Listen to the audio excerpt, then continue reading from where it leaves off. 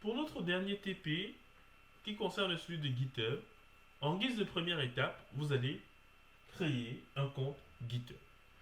Après cela, vous allez suivre le workflow que nous avons vu précédemment pour pouvoir contribuer au projet dont le lien est marqué ici. La contribution que vous allez faire, c'est simplement créer une branche avec votre prénom et la modification que vous allez apporter au code, c'est de rajouter votre prénom en bas dans le README. C'est tout. Ça va vous montrer un exemple de contribution à un projet sur GitHub. Donc l'interface de GitHub sera un peu proche de ce qu'on a vu sur GitLab. Ce sont des concurrents, mais chacun a sa philosophie. Mais leur but, en tout cas, c'est de faciliter la vie aux développeurs. Donc, on va passer à la démonstration. Alors, nous allons déjà commencer par créer un compte GitHub. Donc, pour créer un compte GitHub, vous mettez juste GitHub, créer, account. C'est simple. Dès que vous avez un email, c'est vite fait. C'est comme, on va dire, c'est comme tout. Donc, vous faites join GitHub. Voilà, et il va vous demander des informations pour la création de votre compte, votre email et tout. Donc, ça, c'est ce qu'il va vous demander. Or, moi, j'ai déjà un compte GitHub, donc je ne devais pas le recréer. Mais c'est une tâche extrêmement simple. C'est pour ça que je ne reviens pas trop dessus. Alors, je vais me rendre sur le repository sur lequel je dois contribuer, dont le lien était tout à l'heure dans les slides. Je vais aller dessus. Voilà. Donc, lorsque je suis dessus, on a dit première étape en fork, afin que le projet soit mis chez nous. Donc, je vais le forker.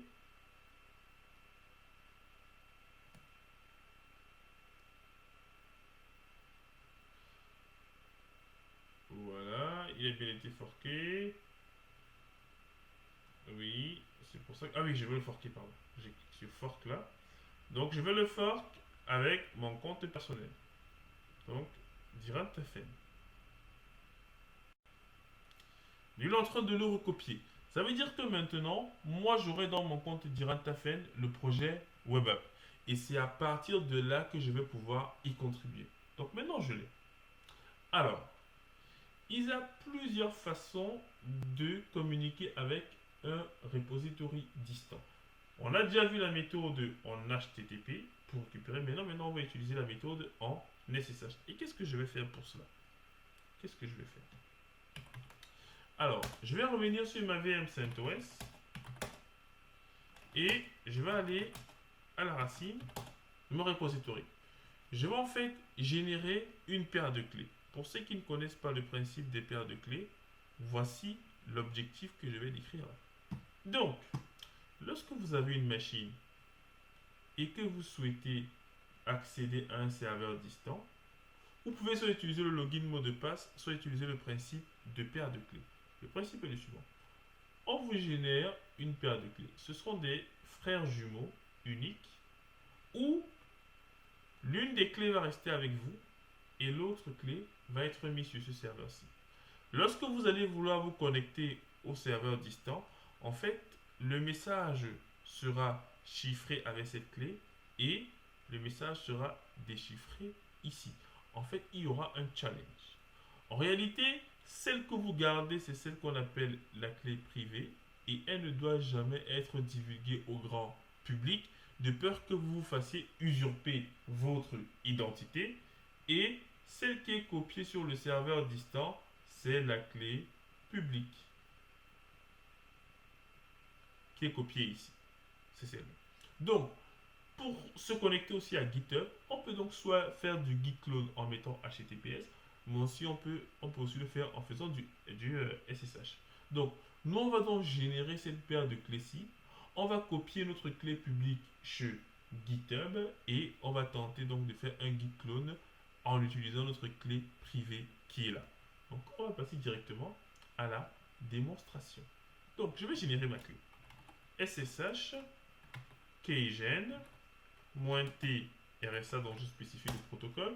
Ensuite, il me demande où est-ce qu'il va mettre cette paire de clés.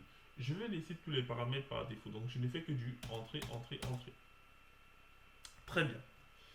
Je vais prendre le contenu de ma clé publique. Donc c'est celle qui se termine par pub.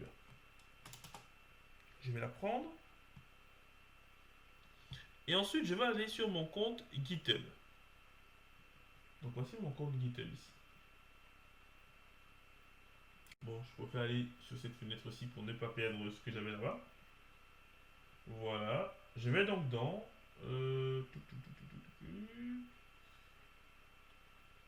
Profile.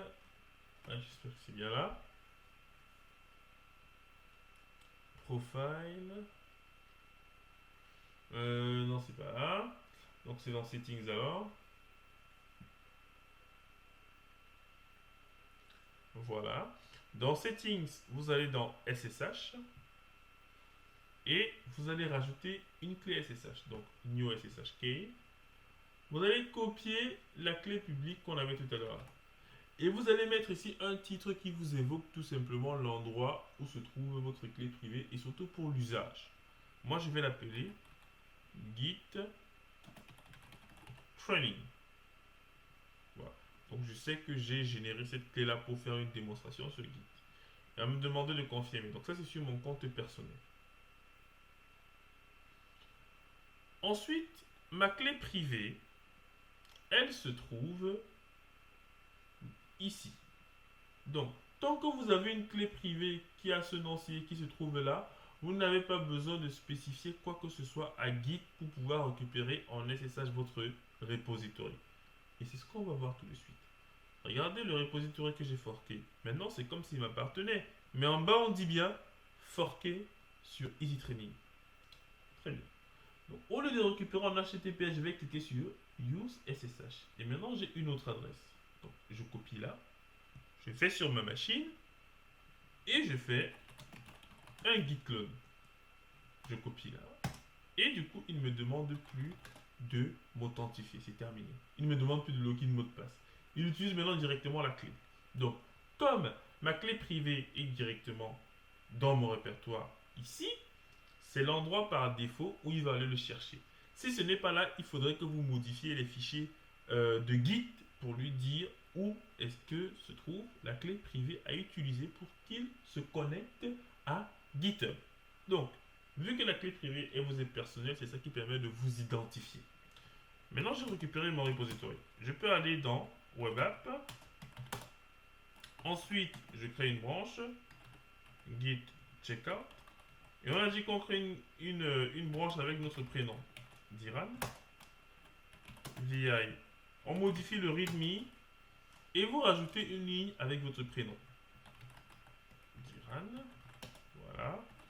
Ensuite, vous rajoutez la modification. Et vous faites un git commit -m. Vous mettez update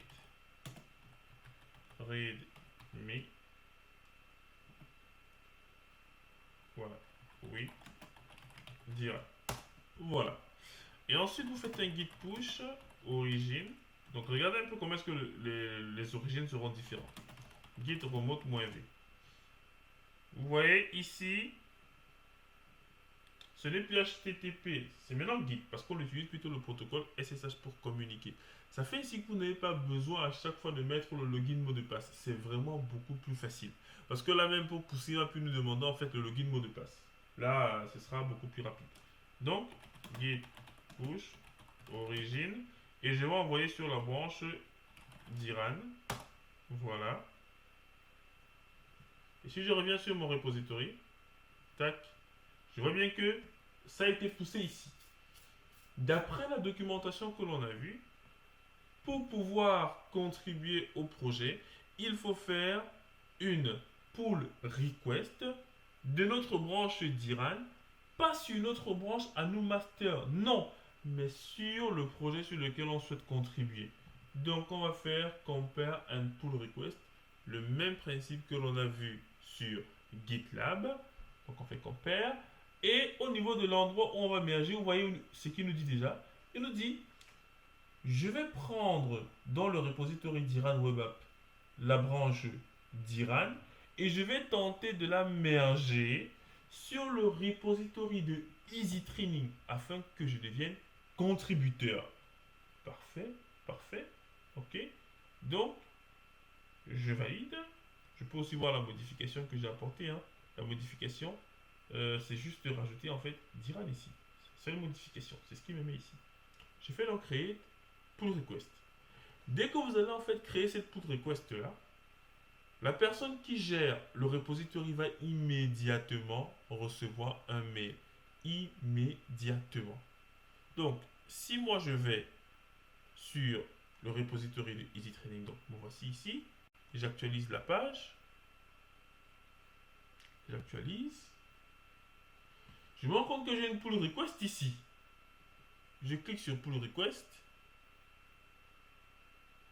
voilà, et je vois que j'ai une pull request qui a été faite par Diran Tafen.